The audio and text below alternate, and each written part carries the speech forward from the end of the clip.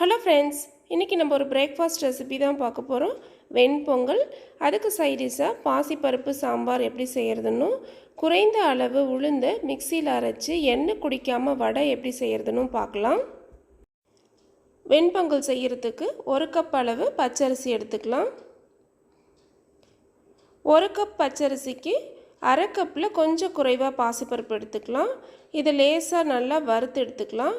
இப்படி வறுத்து சேர்க்கும் பொழுது பொங்கல் நல்ல வாசனையாகவும் டேஸ்டியாகவும் இருக்கும். இப்போ பார்த்திங்கன்னா பருப்பு நல்லா வறுபட்டுடுச்சு. இதை அரிசியோடு சேர்த்துக்கலாம். இப்போ இந்த அரிசியும் பருப்பையும் நல்லா 2-3 வாட்டி கழுவிக்கலாம். இப்போ தேவையான அளவு தண்ணியை ஊற்றிட்டு அரிசியை ஒரு அரை மணி நேரம் ஊற வச்சுக்கலாம்.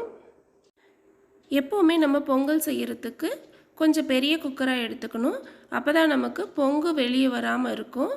1 கப் அரிசிக்கு 3 கப் அளவு தண்ணி நம்ம ஊற்றிக்கலாம். அதே மாதிரி பருப்பு அளந்த கப்லேயே நம்ம 3 கப் அளவு தண்ணி சேர்த்துக்கலாம். இதோட நம்ம ஒரு 1/4 கப் அளவு பால் சேர்த்துக்கலாம். இந்த பால் சேர்க்குறதால பொங்கலோட டேஸ்ட் உங்களுக்கு நல்லாயிருக்கும். சிட்டிகை மஞ்சத்தூள் சேர்த்துக்கலாம். இது கலருக்காக தான். இப்போ இதோடைய நம்ம பொங்கலுக்கு தேவையான அளவு உப்பு சேர்த்துக்கலாம். நம்ம ஏற்கனவே ஊற வச்சுருந்த அரிசியை நல்லா தண்ணி ஃபுல்லாக வடிச்சிட்டு இதோடு சேர்த்துக்கலாம். இப்போ ஸ்டவ் ஆன் பண்ணிவிட்டு இப்போ இதை நம்ம கொதிக்க விட்டுடலாம். பக்கத்து பர்னரில் நம்ம பொங்கலுக்கு தாளிக்க வேண்டியதெல்லாம் தாளிச்சிக்கலாம். இப்போ பேன் நல்லா சூடானதும் 2 டேபிள் ஸ்பூன் அளவு நெய் சேர்த்துக்கலாம். கூடவே 2 டேபிள் ஸ்பூன் அளவு எண்ணெய் சேர்த்துடலாம். இது நல்லா சூடானதும் அரை டேபிள் ஸ்பூன் அளவு மிளகு சேர்த்துடலாம். 3/4 டேபிள் ஸ்பூன் அளவு சீரகம். இது ரெண்டும் நல்லா பொரியட்டும். இதோட சிறிது பெருங்காயம் சேர்த்துடலாம். இதோட அரை இன்ச் அளவு இஞ்சியை நல்லா தோல் எடுத்துட்டு பொடியாக நறுக்கி வச்சுருக்கோம். இதை சேர்த்துக்கலாம். இப்போ இந்த இஞ்சி நெய்யிலே நல்லா பொரியணும். அது வரைக்கும் இது நல்லா வதக்கிக்கலாம். இப்போ இதோட நம்ம தேவையான அளவு முந்திரி சேர்த்துக்கலாம். நான் ஒரு 10க்கு மேலே சேர்த்துருக்கேன். நீங்கள் விருப்பப்பட்ட அளவு சேர்த்துக்கலாம். இது மிதமான தீயிலேயே நல்லா செவந்து வரணும். அது வரைக்கும் வறுத்துக்கலாம். லைட்டாக செவந்திருக்கு. இப்போ இதோட தேவையான அளவு கருவேப்பிலை சேர்த்துக்கலாம். இப்போ இந்த கருவேப்பிலை நல்லா பொரியணும். இப்போ இதை நம்ம கொதிச்சிட்ருக்கிற அரிசியோடு சேர்த்துடலாம். இந்த ஸ்டேஜில் உப்பு டேஸ்ட் பார்த்துட்டு குக்கர் மூடிட்டு 4 விசில் விட்டு எடுத்துக்கலாம். விசில் சத்தம் நின்றுடுச்சு. இப்போ குக்கரை ஓப்பன் பண்ணிடலாம். இப்போ பார்த்திங்கன்னா இந்த சாதத்தை சூடாக இருக்கும்போதே நம்ம கரண்டியை வச்சு நல்லா குழச்சி விட்டுடலாம். அப்போ தான் உங்களுக்கு பொங்கல் நல்லா குழைவாக கிடைக்கும். பச்சரிசி பழைய அரிசியாக இருந்ததுன்னா உங்களுக்கு தண்ணி இன்னும் கொஞ்சம் கூட தேவைப்படும். அப்போ நீங்கள் ஒரு அரை கப் அளவு கூட சேர்த்துக்கலாம். இப்போ நல்லா குழைச்சாச்சு. இப்போ பார்த்திங்கன்னா நமக்கு சாப்பிட்றதுக்கு சரியான பதத்தில் இருக்குது. நான் இன்றைக்கி இந்த பொங்கலுக்கு சைடிஷாக பாசிப்பருப்பு சாம்பார் செஞ்சுருக்கேன். இது எப்படி செய்கிறதுன்னு பார்க்கலாம். ஒரு குக்கரில் அரை கப் அளவு பாசிப்பருப்பு சேர்த்துடலாம். இந்த பாசிப்பருப்பை மிதமான தீயிலே லேசாக வறுத்துக்கலாம். நம்ம வறுக்காமல் பாசிப்பருப்பு வேக வைக்கும்போது ஒரு கொழகொழப்பு தன்மையாக இருக்கும். அதனால் இந்த மாதிரி லேசாக வறுத்துட்டு நம்ம வேக வைக்கும்போது நல்லா மலர்ந்த மாதிரி கிடைக்கும். இப்போ வறுபட்டுடுச்சு. இதை 2 வாட்டி நல்லா வாஷ் பண்ணிவிட்டேன். இப்போ தேவையான அளவு தண்ணியை ஊற்றிடலாம். இதோட 7 பல் பூண்டு சேர்த்துக்கலாம். இந்த சைஸில் 2 தக்காளியை பொடியாக நறுக்கி சேர்த்துக்கலாம்.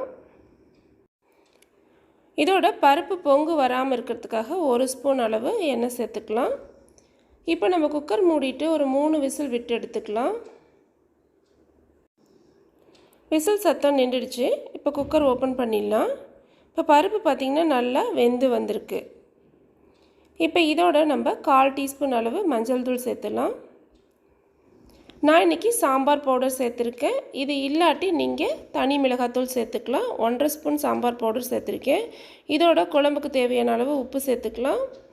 இப்போ இதை ஒரு மத்து வச்சு நல்லா கடைஞ்சிக்கலாம். இந்த மாதிரி நல்லா கடைஞ்சோம்னா தான் நமக்கு சாம்பார் நல்லாயிருக்கும்.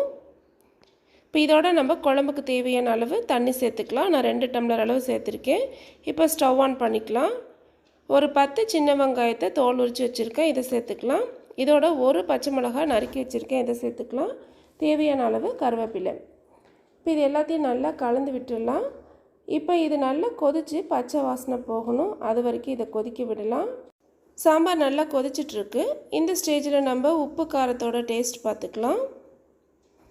எனக்கு காரம் கொஞ்சம் குறைவாக இருக்கிறதால கொஞ்சமாக மிளகாத்தூள் சேர்த்துக்கிறேன். ஒருவேளை உங்களுக்கு புளிப்பு வந்து குறைவாக இருந்ததுன்னா நீங்கள் கொஞ்சமாக புளியை கரைச்சி இதில் ஊற்றிக்கலாம். நம்ம குழம்புல சேர்த்துருக்குற இந்த சின்ன வெங்காயம்லாம் நல்லா வெந்து வந்திருக்கு. இப்போ நமக்கு சாம்பார் பச்சை வாசனைலாம் போயிட்டு ரெடி ஆயிடுச்சு. இதோட நம்ம கொத்தமல்லி தழை சேர்த்துக்கலாம். சாம்பாரை இறக்கி வச்சுட்டு இப்போ இதுக்கு நம்ம தாளிப்பு கொடுத்துடலாம். இப்போ ஒரு பேன் சூடாயிடுச்சு. இதில் 2 ஸ்பூன் அளவு ஆயில் சேர்த்துக்கலாம். ஆயில் சூடானதும் 1/2 டீஸ்பூன் அளவு கடுகு சேர்த்துடலாம். கடுகு பொரிஞ்சதும் 1/4 டீஸ்பூன் அளவு சீரகம், 1/2 டீஸ்பூன் அளவு உளுத்தம்பருப்பு சேர்த்துக்கலாம். இதோட 2 காஞ்ச மிளகாய் சேர்த்துடலாம். சிறிதளவு பெருங்காயம். இந்த உளுத்தம்பருப்பை நல்லா செவக்கணும், அது வரைக்கும் வறுத்துக்கலாம். இப்போ நல்லா செவந்துருச்சு. இது குழம்புல சேர்த்துடலாம். ஒரு கரண்டி சாம்பார் எடுத்து இந்த தாளித்த பேனில் ஊற்றிட்டு குழம்புல ஊற்றிடலாம். இப்போ நமக்கு நல்ல வாசனையான டேஸ்டியான குழம்பு ரெடி. இது இட்லி, தோசை, பொங்கல் எல்லாத்துக்குமே சூப்பரான சைடிஷ்ஷாக இருக்கும்.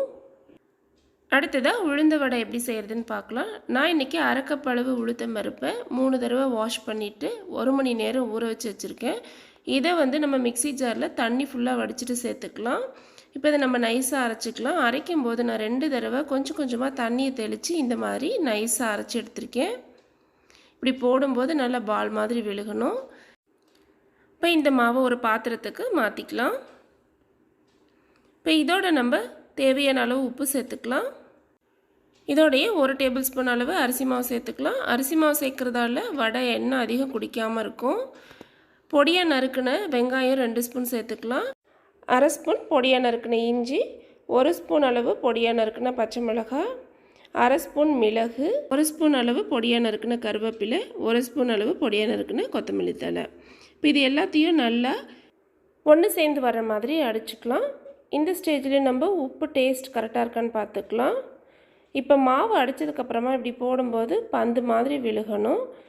மாவை எண்ணெயில் போடுறதுக்கு முன்னாடி கையை தண்ணியில் நனைச்சிட்டு மாவை வந்து பாத்திரத்தோட கொஞ்சமாக அணைச்சி எடுக்கும்போது உங்களுக்கு பந்து மாதிரி கிடைக்கும். நடுவில் ஒரு ஓட்டை போட்டுட்டு அதுக்கப்புறமா எண்ணெயில் போடலாம். எண்ணெய் சூடாயிடுச்சான்னு பார்க்கலாம். கொஞ்சமாக மாவு உள்ளே போட்ட உடனே அது மேலே வரணும். இந்த மாதிரி வந்ததுன்னா எண்ணெயோட சூடு சரியாக இருக்குது. இப்போ நம்ம மாவை தட்டி எண்ணெயில் போடலாம். ஒரு தடவைக்கு நம்ம நிறைய வடை சேர்க்கக்கூடாது. கொஞ்ச நேரம் கழித்ததும் நம்ம மாவை மெதுவாக திருப்பி விடலாம். வடையை எண்ணெயில் போட்ட உடனே கொஞ்சம் தீயை குறைச்சி வச்சுக்கலாம். இல்லாட்டி சீக்கிரமாக மாவு செவந்து வந்துடும்.